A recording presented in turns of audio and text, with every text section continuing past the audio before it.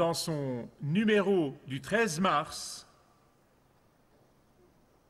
le journal de Wall Street a publié un article intitulé « Il n'y a pas de pilule pour ce genre de dépression ».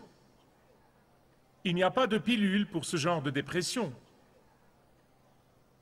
Et l'article explique en fait combien le monde des affaires de la nation est déprimé à cause de l'état de l'économie. Et qu'il n'y a pas de pilule pour ce genre de dépression. Mais en même temps, je me suis surpris à vouloir crier sur les toits. Oui, bien sûr qu'il n'y a pas de pilule pour ce genre de dépression, mais il y a le Christ ressuscité. Bien sûr qu'il n'y a pas de pilule pour l'effondrement social auquel nous faisons face, mais il y a le Christ ressuscité. Bien sûr qu'il n'y a pas de pilule pour la crainte et l'angoisse que tant de personnes ressentent dans notre culture aujourd'hui, mais il y a le Christ ressuscité. Peut-être qu'il n'y a pas de pilule pour nos malheurs économiques, mais il y a le Christ ressuscité. Peut-être qu'il n'y a pas de pilule pour nos problèmes enracinés, mais il y a. Car si la résurrection physique de Jésus-Christ de la tombe le 3e jour nous dit quoi que ce soit, au-delà de la profondeur théologique, elle nous dit que lui et lui seul peut nous remonter notre morale défaillant, que lui, le Christ ressuscité, et lui seul peut nous libérer de la crainte qui enchaîne nos vies, que lui, le Christ ressuscité, et lui seul peut ressusciter nos émotions déprimées, que lui, le Christ ressuscité, et lui seul peut nous prendre du désespoir à l'espoir éternel, que lui, le Christ ressuscité, et lui seul peut nous prendre de la dépression à la mission. Je sais que c'est non seulement mon témoignage, mais encore le témoignage d'un grand nombre de personnes dans cette salle et dans le monde entier. Que c'est la puissance du Christ ressuscité, comme quoi, quand vous l'invitez à venir dans votre vie, il vient vous prendre, d'où que vous soyez, à une mission pour la vie. Et la Bible nous parle de 2 disciples de Jésus du village d'Emmaüs. Ces 2 disciples étaient très déprimés. Ils ont vu la crucifixion, et la vue de la crucifixion elle-même leur a causé une profonde dépression émotionnelle.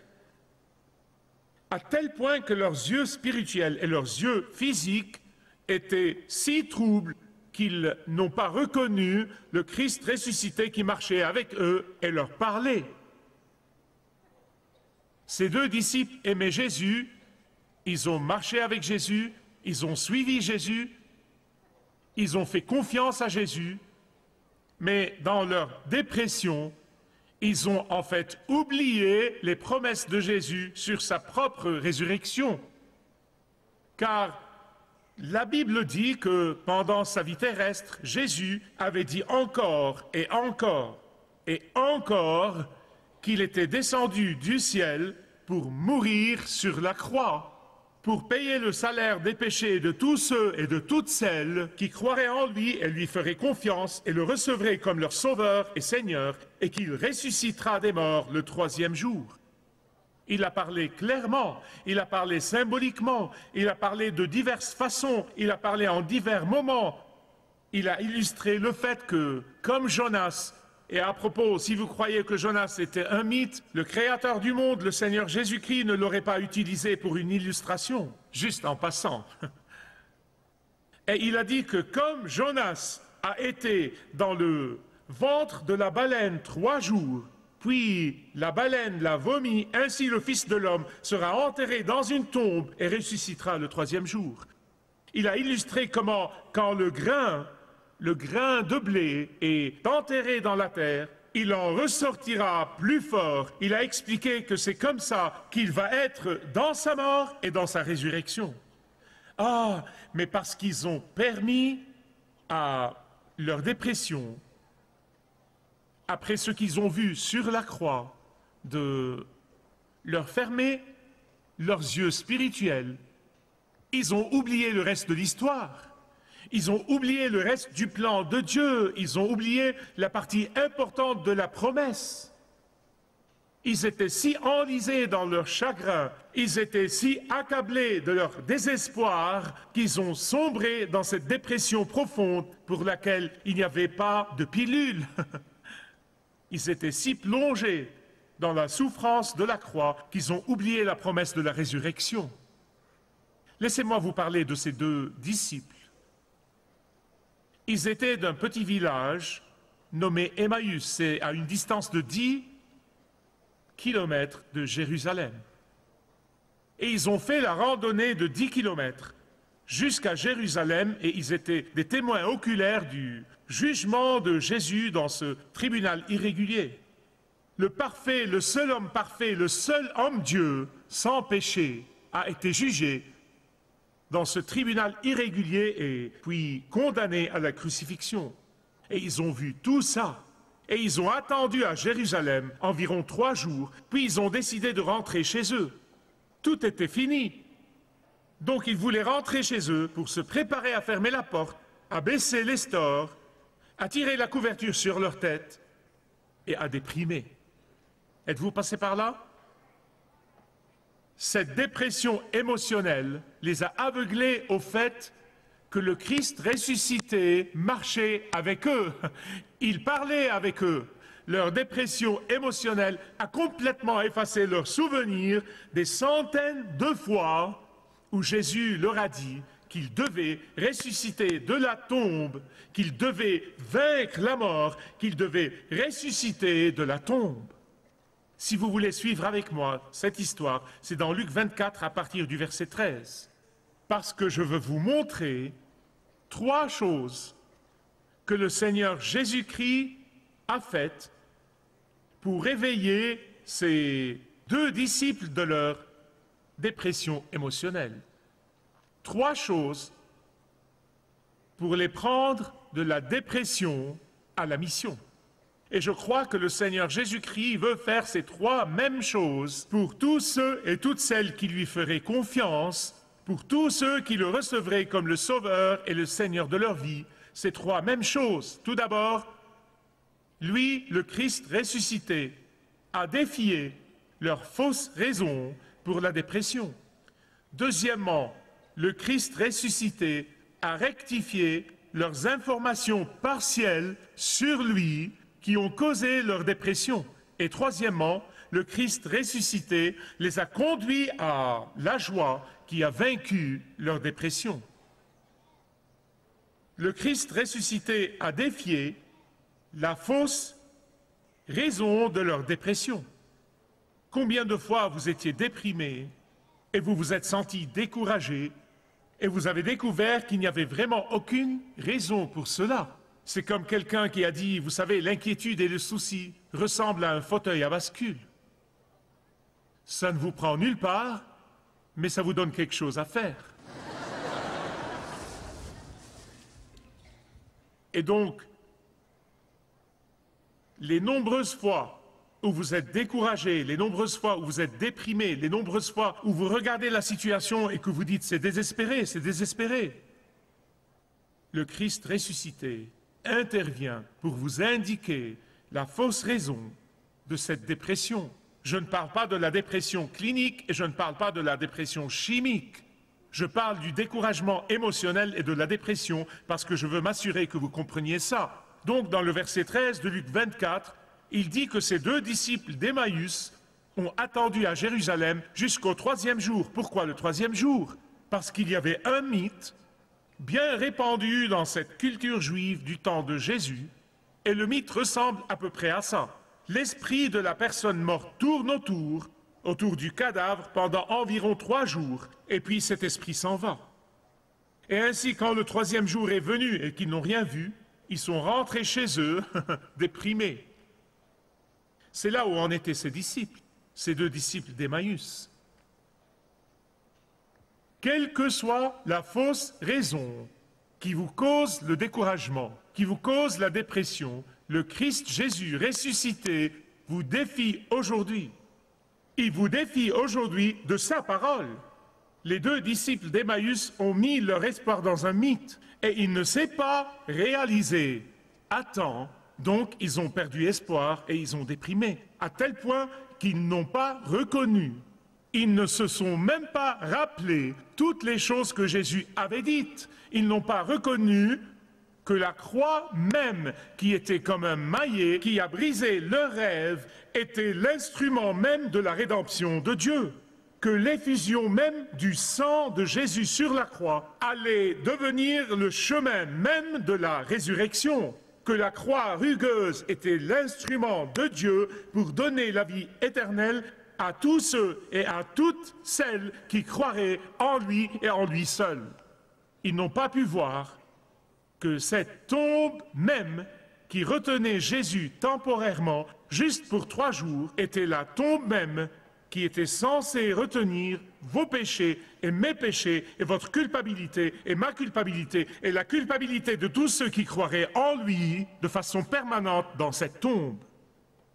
C'est à ça que cette tombe est censée servir, à enterrer notre péché, à enterrer notre culpabilité à jamais. Le Christ ressuscité a défié la fausse raison de leur dépression. Deuxièmement, le Christ ressuscité a rectifié leurs informations partielles qui les ont conduits à la dépression. Laissez-moi vous dire, les informations partielles sont des informations fausses. Et elles sont très dangereuses. Très, très dangereuses. Et vous savez, ils croyaient à Jésus le Messie, mais quand ils étaient déprimés, ils ont dit « Ah, il était un prophète ». Est-ce tout ce qu'il était? Juste un prophète? Ils ont entendu dire que le tombeau était vide. Ils ont cru qu'il allait être. Nous espérions qu'il était le Messie, mais nous avons maintenant perdu tout espoir. Information partielle.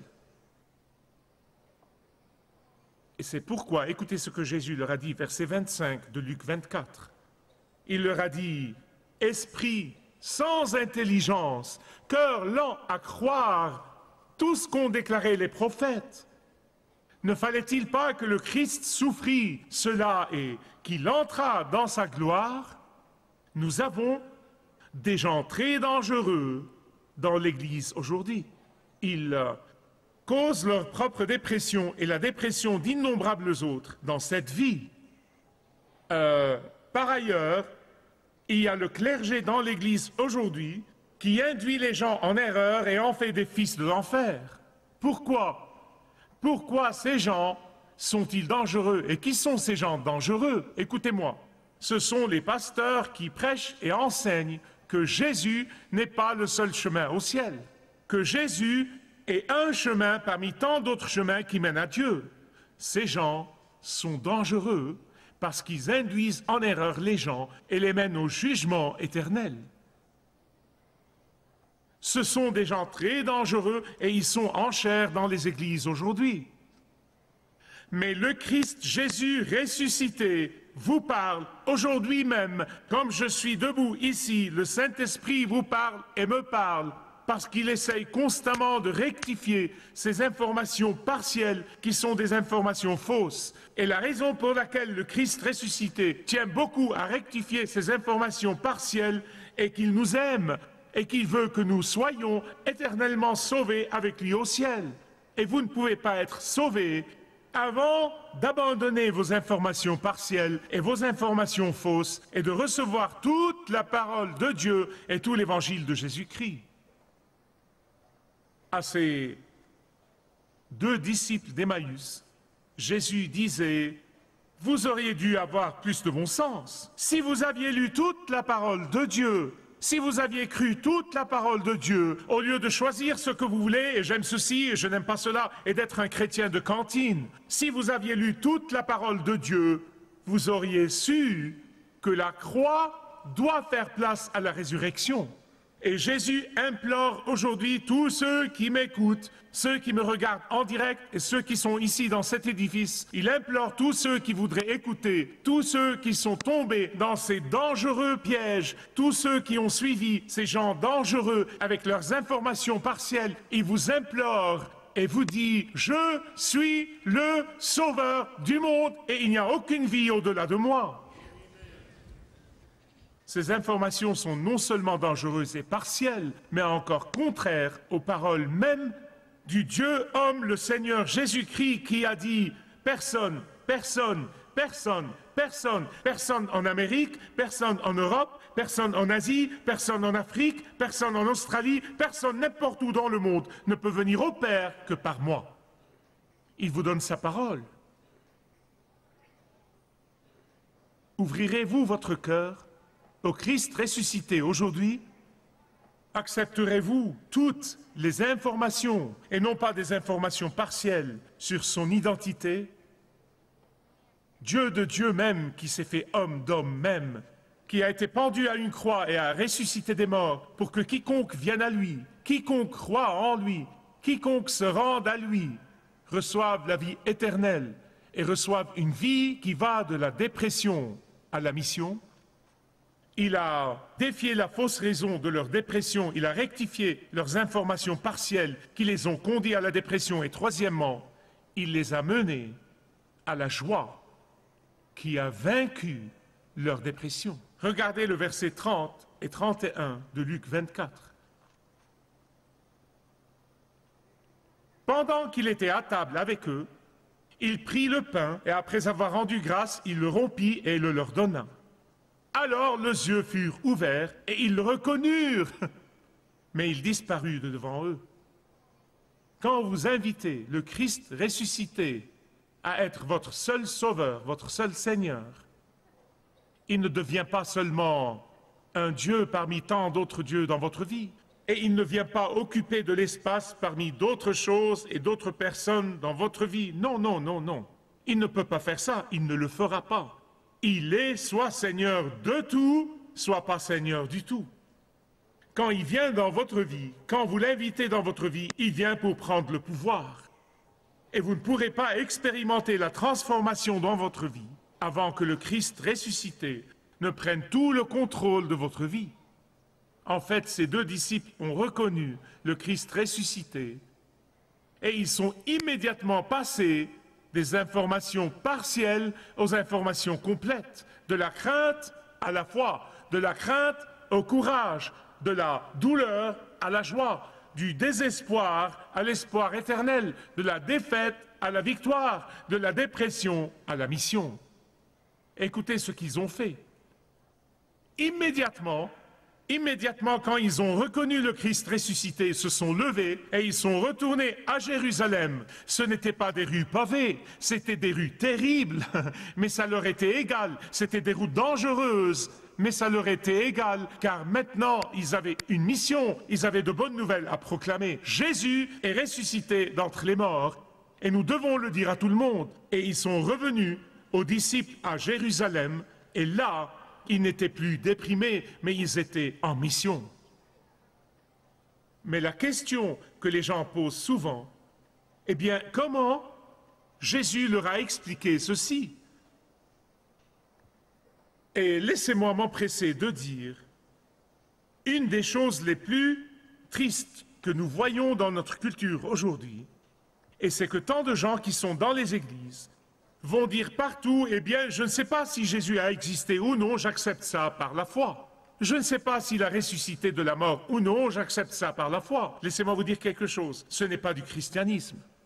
Ce n'est pas la foi chrétienne. Nous ne croyons pas dans la foi aveugle. Nous avons la foi qui est ancrée dans les faits, des faits de l'histoire et des faits de réalité et des faits de logique de la part de Dieu. Et donc il s'agit de savoir ce qu'a fait Jésus pour les convaincre de toute la vérité et non de la vérité partielle. Qu'a-t-il fait pour les convaincre du fait qu'il est le Fils de Dieu, le Messie attendu, qu'il est celui qu'ils attendaient depuis plus de 2000 ans? La Bible nous le dit. Je ne vais pas vous dire ce que je pense, c'est juste là dans le verset 27 de Luc 24. Je vais vous donner l'exemple de la façon dont Jésus les a convaincus. Il n'a jamais dit « Oh, ayez la foi, il suffit que vous croyiez ». Non. Il s'est occupé de leurs informations partielles, il s'est occupé de la fausse raison de leur dépression, il s'est occupé de cette préoccupation sans joie. Comment? en récitant les fêtes. Et les fêtes parlent d'eux-mêmes. Aujourd'hui, la plupart des gens vivent dans un brouillard et ils ne veulent pas écouter les fêtes. Ma décision est prise, ne me confondez pas avec les fêtes. Regardez le verset 27. Et commençant par Moïse, dans l'Ancien Testament, et par tous les prophètes, et non pas choisissez ce que vous voulez, un verset ici, un verset là, non. Commençant par Moïse et par tous les prophètes, il leur expliqua dans toutes les Écritures, ce qui le concernait. Écoutez avec soin. Jésus n'est pas le fondateur d'une autre religion, comme disent les gens ces jours-ci. Non, il est Dieu le Créateur. Il est Dieu par qui et pour qui le monde a été créé, l'univers a été créé. Et il s'est fait homme d'homme même.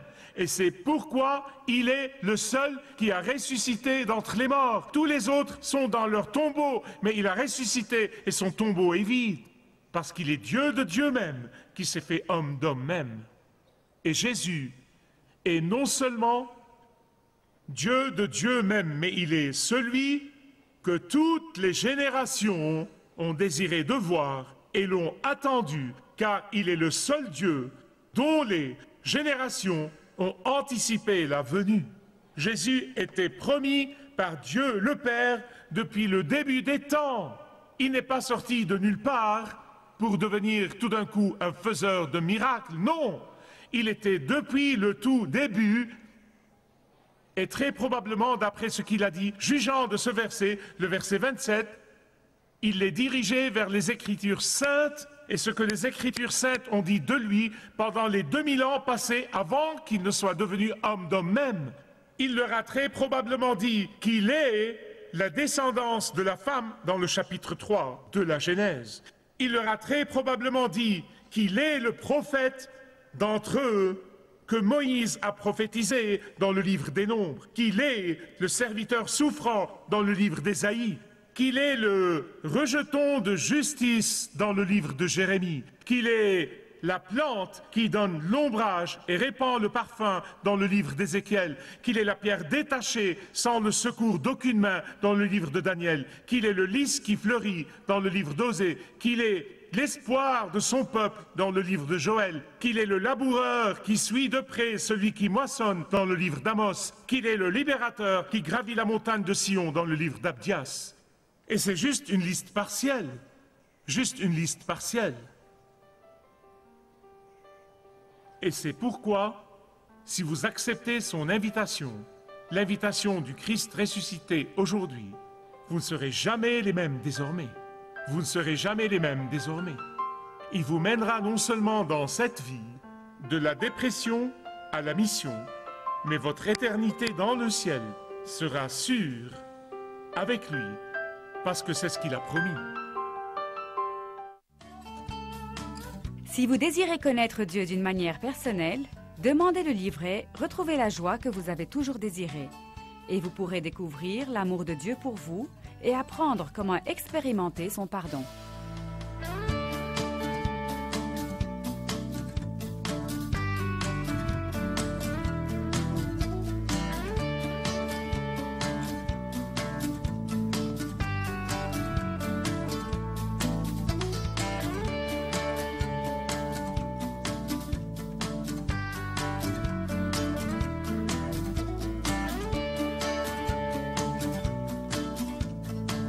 Si vous avez une relation personnelle avec Dieu et vous êtes intéressé à marcher plus intimement avec lui, demandez le livret « 7 pas sur le chemin de la foi » qui vous guidera dans une relation plus profonde avec votre Père Céleste. Demandez votre livret gratuit.